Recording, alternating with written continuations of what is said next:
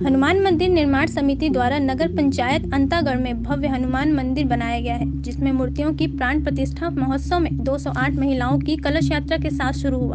इस महोत्सव के चलते पूरा अंतागढ़ क्षेत्र का माहौल भक्तिमय हो गया है। सुबह 208 महिलाओं की कलश यात्रा नयापारा स्थित शिव मंदिर के तट के नदी से हनुमान मंदिर तक निकली। इसमें 208 महिलाएं सिर पर शुभ कलश धारण कर शुभ गीत गाती हुई चल रही थी।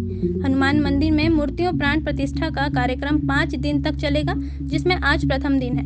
नवनिर्मित हनुमान मंदिर का भव्य प्राण प्रतिष्ठा समारोह कलश यात्रा एवं मूर्तियों के नगर भ्रमण के साथ शुरू हुआ। अंतागढ़ से विप्लव कुंडू की रिपोर्ट।